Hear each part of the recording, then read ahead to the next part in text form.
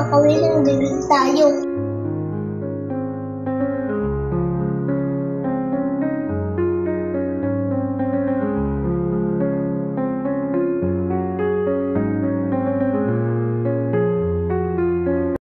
Ay mga kawining, sabay na po ako magdidinig. Tara!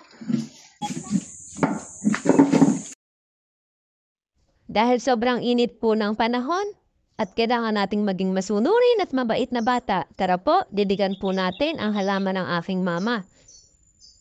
Pasensya na po kung natatapon po ang mga tubig. Ako po, hindi na po mauulit.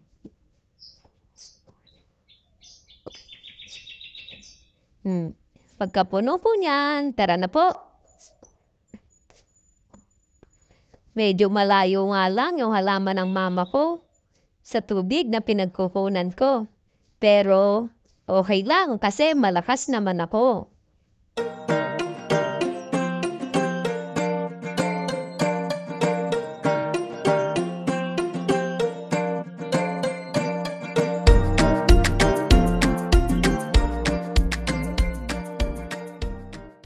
Medyo basa pa kasi nagdidigpo ang kuya ko kahapon ng hapon.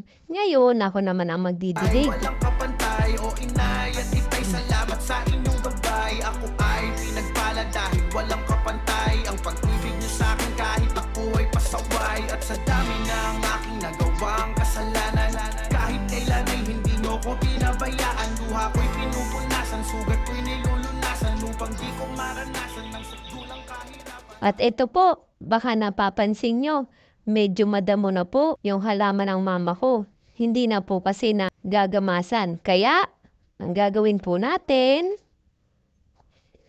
alisin po natin yung mga damo sa paligid ng halaman. Ganito po, alisin po natin. Ayan po. Bubunutin po natin yung maliliit na damo na nakapalibot sa ating halaman. Kasi po, inaagaw po niya yung sustansya na pwedeng makuha ng halaman natin. Imbes na sa halaman natin, mapupunta pa dun sa damo. Okay na po. Didig po ulit tayo. Malaki na halaman ni mama ko. Tapos na po.